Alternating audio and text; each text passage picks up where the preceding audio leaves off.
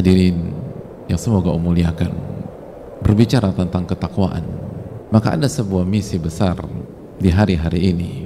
Berbicara tentang ketakwaan seorang hamba, maka marilah kita melihat bagaimana qudwah kita, teladan kita, uswah hasanah kita dalam menjalani hari-hari ini, hari-hari yang disikapi oleh Nabi SAW dengan tidak sebagaimana biasanya.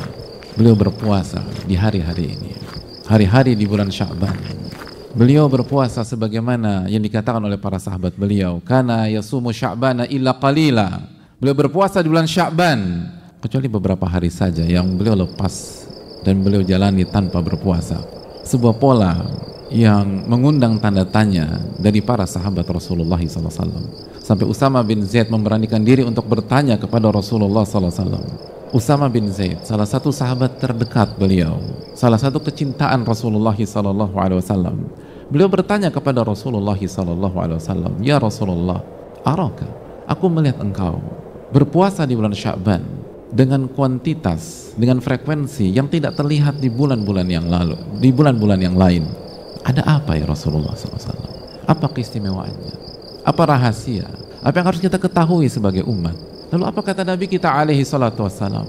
Beliau mengatakan, dzaka syahrun yakfalun nasu anhu.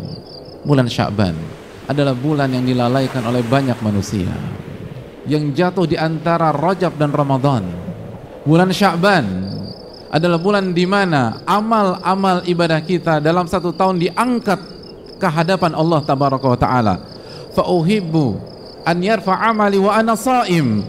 Maka aku ingin ketika amal-amalku diangkat ke hadapan Allah tabaraka wa ta'ala, aku dalam kondisi berpuasa. Bulan Sya'ban adalah bulan yang dilalaikan oleh banyak manusia. Dan shadaqah Rasulullah SAW. Kembali betapa tepatnya Nabi kita SAW bersabda, karena beliau bersabda bukan dengan logika semata, beliau bersabda bukan dengan perasaan, wa ma yantiqu anil hawa in huwa illa wahyun yuha. Rasul tidak mengatakan sesuatu dengan hawa nafsunya yang berkaitan dengan syariat, namun wahyu yang Allah wahyukan kepada beliau. Surat An-Najm ayat 3 dan 4. Dan Nabi SAW mengatakan bahwa bulan ini dilalaikan oleh banyak manusia. Hadirin Allah muliakan, maka beliau mengisinya dengan ibadah, beliau mengisinya dengan berpuasa. Ma'asyiral muslimin Allah muliakan, sekarang giliran kita. Di posisi mana kita mau berada? Apakah kita mau bersama Rasulullah SAW dengan menghidupkan hari-hari ini, mengisi hari-hari ini dengan memperbanyak puasa sunnah, atau kita bergabung bersama orang-orang yang lalai? Dan Allah Subhanahu wa taala menyatakan dan berfirman, "Wala takum minal ghafilin." Anda jangan bergabung dengan orang-orang yang lalai. Maka ini saatnya kita kampanyekan pentingnya beribadah di bulan Sya'ban, pentingnya untuk bersikap tidak melalaikan bulan Sya'ban, dan pentingnya menyadari bahwa beribadah di hari-hari ini sangat istimewa. Kalau tidak istimewa, bagaimana Nabi SAW menekankan masalah ini? Dan ma'asyiral muslimin yang Allah muliakan, camkan baik-baik bahwa beribadah di saat manusia lalai itu memiliki kedudukan yang istimewa di hadapan Allah Subhanahu wa taala.